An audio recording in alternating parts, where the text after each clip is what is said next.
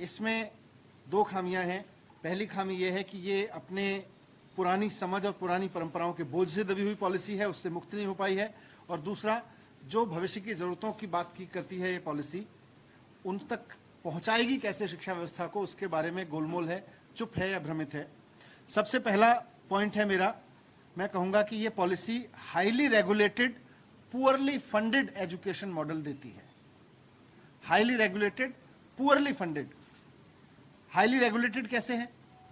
ये पॉलिसी कहती है कि साहब एक एजुकेशन डिपार्टमेंट होगा जो पॉलिसी मेकिंग का काम करेगा, दूसरा डायरेक्टरेट ऑफ एजुकेशन होगा जो सरकारी स्कूल की ऑपरेशंस देखेगा, तीसरा अलग से स्कूल की रेगुलेटरी अथॉरिटी होगी जो गवर्नमेंट स्कूल प्राइवेट स्कूल्स को रेगुलेट किया करेगी, चौथा शिक्षा आयोग होगा राज्यों का केंद्र का, उसका अपना एक अलग निदेशालय होगा, पांचवा एससीईआरटी अलग होगा, एससीईआरटी एनसीईआरटी होंगे, फिर शिक्षा का बोर्ड होगा। तो एजुकेशन डिपार्टमेंट अलग, डायरेक्टरेट ऑफ एजुकेशन अलग, रेगुलेटरी अथॉरिटी अलग, शिक्षा आयोग अलग। ये सारे ऐसा घचमच करेंगे, ये सारी एजेंसियां आपस में टकराती रहेंगी। एससीईआरटी का फिर भी काम अलग है, मैंडेट है। बोर्ड का भी हम कह सकते हैं काम एकदम परीक्षा लेना क्या है, उस पर अलग दृष्टिकोण है। पर पॉलिसी मेकिंग, गवर्नमेंट स्कूल चलाना, रेगुलेटरी अथॉरिटी, फिर शिक्षा आयोग, सलाह देना, फिर और उसका भी अपना डायरेक्टरेट होगा फुल फ्लेजेड। ये सारी एजेंसियां आपस में टकराती रहेंगी, ये लड़ती रहेंगी, इनसे एजुकेशन क्या निकल के आएगी। इसीलिए मैंने कहा हाईली रेगुलेटेड है और पुअरली फंडेड कहा मैंने पहले पॉइंट में ही। शिक्षा नीति कहती है, राष्ट्रीय शिक्षा नीति जो पेश की गई है, कल अप्रूव की गई है, कि साहब 6% जीडीपी का हमें एजुकेशन बजट पे देना चाहिए। और ये बात आज नहीं की गई, 1966 से कोठारी कमीशन के समय से इस देश में ये बात की जाती रही है कि साहब 6% जो है जीडीपी का वो हमें एजुकेशन पे खर्च करना चाहिए। आज शिक्षा नीति फिर से वही बात दोहरा रही है। पर ये होगा कैसे? 1966 से लेके आज तक हम अपने शिक्षा बजट को जीडीपी के 6% के नजदीक नहीं ला पाए। अब कैसे ले आएंगे? इस पर एजुकेशन पॉलिसी कोई पॉलिसी नहीं बताती। तो 66 में भी वही बात कर रहे थे, 2020 में भी यही बात कर रहे हैं। पॉलिसी कहती है कि 10% एजुकेशन पे अभी खर्च हो रहा है, इसको हम 20% लेके जाएंगे अगले 10 साल में। कैसे लेके जाओगे भाई? केवल पॉलिसी बना के? अगर कानून नहीं बनाओगे तो कैसे लेके जाओगे? अगर इस बारे में रूल्स नहीं बनेंगे, कानून नहीं बनेंगे। मैंने पहले भी जब ये बात कही थी, कहा था कि 6% ऑफ जीडीपी एजुकेशन पे खर्च किया जाएगा। केंद्र सरकार और राज्य सरकार द्वारा इस बात का कानून बनाना पड़ेगा। जब तक कानून नहीं बनाएंगे, कोई राज्य सरकार, कोई केंद्र सरकार, कोई इक्का दुक्का कर ले, राष्ट्रीय स्तर पे तो कोई नहीं होने वाला। कैसे होएगा? कौन 6% पे लेके जाएगा? तो देश भर के लिए एक कानून की जरूरत है, लेकिन वो उसकी बात नहीं करती। बस ये पॉलिसी में कहती है साहब 1966 से पॉलिसी चली आ रही है, आज तक तो 4% भी नहीं हुआ, 5% भी नहीं हुआ, 3% पे खड़े हैं हम। तो अब कैसे जाएंगे? इस पे पॉलिसी चुप है। दूसरा, पॉलिसी में फंडिंग को लेके सीधी बात नहीं आती कहीं भी। पॉलिसी एक जगह कहती है कि नर्सरी से 12वीं तक, अभी जो आरटीआई में पहली से 8वीं तक की एजुकेशन फ्री है, कंपलसरी फ्री एजुकेशन है, उसको कहती है नर्सरी से 12वीं तक फ्री कंपलसरी एजुकेशन होनी चाहिए। पर पॉलिसी कहती है कैसे होगी, इसको आगे जाके एग्जामिन करेंगे। अरे 34 साल बाद पॉलिसी लेके आए, 6 साल आपने पॉलिसी बनाने में लगा दिए, अभी भी आप लिख के दे रहे हो कि हम इसको एग्जामिन करेंगे कैसे होगा। फिर कर क्या रहे थे 6 साल से? अगर आप यही नहीं बता पाए कि 6 साल बाद या 34 साल बाद सरकार मिला के, तो भारतीय जनता पार्टी की पूरी लीडरशिप कर क्या रही थी इस पे?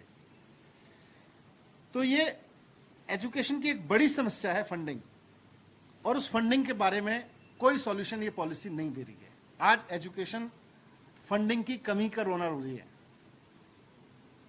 तो ये एक बड़ा प्रॉब्लम है, इसलिए मैंने इसको कहा कि हाईली रेगुलेटेड पुअरली फंडेड है। कई सारे आयोग, कमेटी, फलाना ढिमका, और उसके बाद में कुछ नहीं। अब कुछ और प्रस्ताव है, जैसे मैंने कहा अर्ली चाइल्डहुड केयर अच्छा है, 3 से 6 साल तक मेन फ्रेम में लाना, लेकिन इसमें भी प्रॉब्लम यह है कि ये 2 मॉडल दे रहा है जो अभी एग्जिस्टिंग है। एक मॉडल है आंगनवाड़ी का मॉडल, वहां भी अर्ली चाइल्डहुड केयर की जाएगी। दूसरा है प्री प्राइमरी का मॉडल, नर्सरी, केजी वगैरह स्कूल है। कहने को तो कहती है पॉलिसी की साहब समान एजुकेशन दी जाएगी, लेकिन मुझे ये बताइए कि एक बच्चा आंगनवाड़ी में जा रहा है और एक डीपीएस के प्री प्राइमरी में जा रहा है, दोनों को समान एजुकेशन कैसे मिल जाएगी? समान एजुकेशन मिल ही नहीं सकती। एक को आंगनवाड़ी वर्कर पढ़ा रही है, एक को बहुत क्वालिफाइड प्री क्वालिफाइड टीचर पढ़ा रही है, तो दोनों जाने वाले बच्चों को एक स्तर की एजुकेशन की बात तो कर रही है, पर मॉडल में ही फेल है। एक आंगनवाड़ी का मॉडल है, एक प्री प्राइमरी का मॉडल है, और इसमें टीचर्स की कमी को पॉलिसी कहती है साहब इसमें टीचर एंगेजमेंट जो है कम्युनिटी एंगेजमेंट पे कर लेंगे। तो आज सरकारी स्कूलों में, मैं दिल्ली की भी बात कर सकता हूं और देश भर में हम जानते हैं, सरकारी स्कूलों में पढ़ने वाले बच्चे जिस कम्युनिटी से आते हैं उसमें बहुत बड़े बच्चे, बहुत बड़ी संख्या में बच्चे फर्स्ट जनरेशन लर्नर हैं। जब फर्स्ट जनरेशन लर्नर्स हैं तो उस कम्युनिटी में ऐसे लोग कहाँ से आएंगे जो स्कूल में आके वॉलंटरी करके पढ़ा लेंगे? और गांव देहात में क्या होगा? वहां पे भी सरकारी स्कूलों में हम कह रहे हैं कम्युनिटी से लोग निकल के आके पढ़ाने लगेंगे। सारे स्कूलों में आप ले आओगे कम्युनिटी से लोग? तो चुप है इस पे। तो दूसरा ये, तीसरा और बहुत इंपॉर्टेंट चीज मैं कहना चाहता हूं कि क्वालिटी एजुकेशन देना हर बच्चे को सरकार की जिम्मेदारी है। और हम बार बार कहते रहे कि सरकारी स्कूलों का स्तर इतना शानदार कर दो कि किसी को अपने बच्चे प्राइवेट स्कूल में भेजने ना पड़े, तब देश आगे बढ़ेगा। लेकिन यह पॉलिसी सरकारी स्कूलों को इंप्रूव करने की अपनी जिम्मेदारी से भाग रही है। यह पॉलिसी इस पे कोई बात नहीं करती कि सरकारी स्कूल सिस्टम को देश में सुधारा जाएगा और इतना अच्छा किया जाएगा कि लोग प्राइवेट स्कूल पे डिपेंड ना करें, बल्कि इसके उलट यह पॉलिसी प्राइवेट स्कूल एजुकेशन को बढ़ावा दे रही है। इस पॉलिसी का एक कोट अनकोट मैं आपको पढ़ के सुनाना चाहता हूं क्योंकि ये सबसे इंपॉर्टेंट एस्पेक्ट है। ये लिख रहा है कि private philanthropic efforts for quality education will be encouraged. ये फिलैंथ्रोपिक एजुकेशन आज सारे कोई कंपनी नहीं चलाती हमारे देश में, इसको समझने की जरूरत है इस लाइन को। एजुकेशन को जो प्राइवेट स्कूल भी हैं वो ट्रस्ट के तहत चलते हैं, तो फिलैंथ्रोपिक एफर्ट्स ही हैं सारे। तो भाषा में एक फिलैंथ्रोपिक एफर्ट्स हैं। आगे वो कह रहा है कि private philanthropic efforts for quality education will be encouraged, thereby affirming the public good nature of education while protecting parents and communities from usurious commercial practice। मतलब कमर्शलाइजेशन नहीं होने देंगे। ये बात तो हम पहले से भी कह रहे हैं कि साहब ट्रस्ट स्कूल चलाया करेंगी प्राइवेट स्कूल, और जो प्राइवेट स्कूल होंगे वो ट्रस्ट चलाया करेंगे, नॉन प्रॉफिट एजेंसीज होंगी, वो प्रॉफिट नहीं कमा सकेंगे। उसके बावजूद एजुकेशन का कमर्शलाइजेशन इतना हो गया उसी फिलैंथ्रोपिक मोड में कि आज देश के सुप्रीम कोर्ट को भी कहना पड़ा कि ये टीचिंग शॉप्स बनते जा रहे हैं हमारे स्कूल्स। वैसे में अगर हम अपनी पॉलिसी में ये रखेंगे private philanthropic efforts for quality education will be encouraged, मतलब आप प्राइवेट स्कूल एजुकेशन को एनकरेज करने की पॉलिसी लेके आए हो 34 साल बाद, और एक ऐसे समय में जब लोगों के जॉब्स जा रहे हैं। सारी दुनिया में जो भी प्रोग्रेसिव कंट्रीज हैं उनके मॉडल हमारे सामने है कि वहां सारे के सारा स्कूल सिस्टम सरकारी स्कूल सिस्टम पे खड़ा हुआ है। कुछ लोग प्राइवेट स्कूलों में अपने बच्चे को भेजते हैं मनमर्जी से, लेकिन हर बच्चे को सरकारी स्कूलों में क्वालिटी एजुकेशन मिलती है। आप उस जिम्मेदारी से भाग के क्वालिटी एजुकेशन के लिए प्राइवेट स्कूल पे लोगों को छोड़ना चाहते हो। ये इस एजुकेशन पॉलिसी का मुझे लगता है सबसे बड़ा फ्लॉ है, जो इस पे इन्होंने काम नहीं किया। पांचवा पॉइंट मेरा है कि ये कहते हैं कि बीएड हम 4 साल का करेंगे। अच्छी बात है। इसका मतलब यह है कि आप फ्यूचर टीचर्स को क्वालिटी पे लाना चाहते हो। हम भी इसकी वकालत करते रहे हैं। मैंने भी भारत सरकार के साथ एजुकेशन की मीटिंग्स में इसकी मांग की है कि भाई जब आप डॉक्टर बनाने के लिए 6 साल की पढ़ाई करते हो, इंजीनियर बनाने के लिए 4 साल की पढ़ाई करते हो, एक छोटा सा मोबाइल का सॉफ्टवेयर बनाने वाला आदमी आप इंश्योर करते हो कि वो 4 साल कम से कम पढ़ के आएगा तब मोबाइल का सॉफ्टवेयर बना पाएगा, इंश्योर करते हो। तो टीचिंग के लिए, टीचर बनाने के लिए आप 4 साल की पढ़ाई करो, ये हम भी मांग करते रहे हैं। लेकिन ये फ्यूचर टीचर के लिए प्रोग्राम है, इस पे ये पॉलिसी अच्छे प्रस्ताव देती है। लेकिन आज देश के 30 करोड़ बच्चे 80 लाख टीचर्स के जरिए पढ़ रहे हैं आज हमारे स्कूलों में। उन 80 लाख टीचर्स को इस पॉलिसी में अच्छी लिखी बातों, अच्छी विशफुल थिंकिंग्स को इंप्लीमेंट करने में कैसे लगाओगे, इस पॉलिसी में उसका कोई प्रोग्राम नहीं। 80 लाख टीचर्स आज आपकी इन पॉलिसी की अच्छी बातों को इंप्लीमेंट करने की जिम्मेदारी उनके सर पे है। और मैं इसलिए कह रहा हूं क्योंकि 2011 में 2009 में हमारे देश में एक प्रयोग हुआ राइट टू एजुकेशन ला के, उसमें लिखा गया कि किसी भी बच्चे को फेल नहीं किया जाएगा और कंटिन्यूस कॉम्प्रिहेंसिव इवेल्युएशन किया जाएगा, यानी कि पढ़ाई के साथ साथ उसका इवेल्युएशन होता रहेगा और फिर किसी बच्चे को फेल नहीं किया जाएगा। दो इंपॉर्टेंट चीजें थी उसमें, बहुत प्रोग्रेसिव सोच के साथ की गई थी, लेकिन यही गलती वहां भी की गई थी। अच्छी चीजें सोची गई लेकिन टीचर्स की ट्रेनिंग पे काम नहीं किया गया, एग्जिस्टिंग टीचर्स की ट्रेनिंग पे काम नहीं किया गया, तो कोई कंप्रिहेंसिव इवेल्युएशन नहीं हुआ, कंटिन्यूस कॉम्प्रिहेंसिव इवेल्युएशन नहीं हुआ और अंत में नो डिटेंशन पॉलिसी एक बहुत बड़ा विलेन बन गई। एक बहुत शानदार आइडिया एक बहुत बड़े विलेन के रूप में सामने आया, जिसको पूरे देश में माहौल बना कि इसको वापस लिया जाए। अगर आप 80 लाख टीचर्स के कंटिन्यूस उनकी क्वालिटी एनहेंसमेंट पे, उनके ट्रेनिंग्स पर, उनके एक्सपोजर पर काम नहीं करोगे और इसमें लिखी हुई अच्छी चीजों को इंप्लीमेंट कराने में उनकी ट्रेनिंग की व्यवस्था नहीं करोगे, आप फ्यूचर टीचर तो 4 साल बाद आना शुरू होगा जब आप लागू करोगे, उसके बाद फिर धीरे धीरे उनकी संख्या बढ़ेगी। तब तक ये 80,000 टीचर्स आपकी इन चीजों को कैसे इंप्लीमेंट करेंगे, उसका खाका आपने नहीं बनाया। इसीलिए मैंने कहा कि या तो पॉलिसी चुप है या भ्रमित है। फिर छठा पॉइंट मेरा है कि वोकेशनल को प्रमोट करेगी पॉलिसी, अच्छी बात है, हम भी कहते रहे वोकेशनल को प्रमोट, हमने तो वोकेशनल यूनिवर्सिटी बनाई है इस पे, लेकिन आज भी कर रहे हो वोकेशनल को प्रमोट, तो आप फिर आज सफल क्यों नहीं हो पा रहे? सफल इसलिए नहीं हो पा रहे क्योंकि वोकेशनल के सब्जेक्ट्स को आपने हायर एजुकेशन में सम्मान नहीं दिया। आज दिल्ली यूनिवर्सिटी के एडमिशन में वोकेशनल स्कूल में वोकेशनल सब्जेक्ट लेने वाले बच्चों का सब्जेक्ट कोई काउंटिंग नहीं है। स्कूलों में वोकेशनल सब्जेक्ट लेने वाला बच्चे को डीयू में कोई एडमिशन नहीं मिलता वोकेशनल सब्जेक्ट के आधार पर, फिर बच्चा क्यों वोकेशनल करेगा?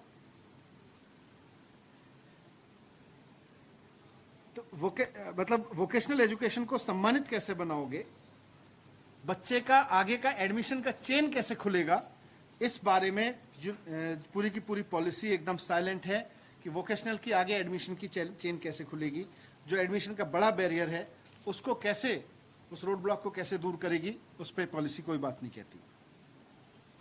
7वां पॉइंट है बोर्ड एग्जाम। पॉलिसी कहती है कि बोर्ड एग्जाम को इजी किया जाएगा और बच्चों को 2 बार ऑप्शन दिए जाएंगे। मुझे नहीं पता ये पॉलिसी मेकर्स को किसने समझाया कि बोर्ड एग्जाम को इजी करने की जरूरत है। एक्चुअली बोर्ड एग्जाम को वो इवेल्युएट करने की जरूरत है जो पढ़ाया जाना है। पेपर कड़ा होगा कि हल्का होगा, इस पे चर्चा पे आ गए, जबकि होना यह चाहिए था कि रटने की क्षमता की जगह समझने की क्षमता का मूल्यांकन करने की बात करते हैं। आज सारी की सारी परीक्षा प्रणाली रटने की क्षमता का मूल्यांकन करने पे लगी हुई है, बोर्ड भी उसी पे लगे हुए हैं। तो बोर्ड को रटने की क्षमता की जगह समझने की क्षमता का मूल्यांकन करने वाला बोर्ड कैसे बनाया जाएगा? अगर आप इस पे बात करते तो आप इजी और हार्ड का सवाल ही खत्म हो जाता। पर इसीलिए मैंने कहा था कि वो पुरानी परंपराओं और एजुकेशन की पुरानी समझ के बोझ से ग्रसित हो गई है पॉलिसी, क्योंकि पहले भी माना जाता था बोर्ड एग्जाम बहुत इंपॉर्टेंट है, साल के अंत में 3 घंटे का एक बोर्ड एग्जाम तय करेगा बच्चे ने कैसे पढ़ाई की। आज भी आप वही कह रहे हो, आप कह रहे हो उसको पेपर को थोड़ा इजी कर देंगे, बच्चा फेल हो गया दोबारा ऑप्शन दे देंगे। अरे बच्चा वो मांग रहा है, समाज वो मांग रहा है, आज दुनिया में एजुकेशन कैसे दी जा रही है सोचा तो होता। उस पर पॉलिसी पूरी तरह से फेल है, मैं गोल भी नहीं कहूंगा, फेल है। इजी करने का कोई मतलब नहीं है। दुनिया भर में आज कंटिन्यूस इवैल्यूएशन हो रहा है, बोर्ड एग्जाम का कोई मतलब नहीं रह गया, बोर्ड्स खत्म हो चुके हैं, लेकिन हम अभी भी बोर्ड एग्जाम पर अटके हुए हैं। ये एक बहुत बड़ा फ्लो है। 8वां पॉइंट मेरा यह है कि पॉलिसी कहती है नेशनल टेस्टिंग एजेंसी बनाई जाएगी, मतलब एनटीए। ये इसको ऐसे समझिए कि दूसरे देशों में एसएटी वगैरह एग्जाम होते हैं, सेट वगैरह के एग्जाम होते हैं, अच्छी बात है, नेशनल टेस्टिंग एजेंसी बनाओगे। अब एक बच्चा जो 12वीं करके आ रहा है, आप उसकी परीक्षा, वो कह रहे हैं फिर मल्टीपल एग्जाम नहीं होंगे, बहुत सारी यूनिवर्सिटीज के एंट्रेंस एग्जाम नहीं होंगे, अच्छी बात है। तो जब आप हायर एजुकेशन में एंट्रेंस के लिए नेशनल टेस्ट ले ही रहे हो, तो फिर बोर्ड किस लिए ले रहे हो? ये तो डुप्लीकेशन है। पर बोर्ड का एग्जाम किस लिए? बोर्ड का एग्जाम खत्म कर दो। मुझे लगता है इस पर चिंतन किया जा सकता था, पर जैसा मैंने कहा कि एनटीए भी लेंगे, बोर्ड का एग्जाम भी लेंगे, पूरी तरह से कहीं कहीं कंफ्यूज नजर आती है पॉलिसी।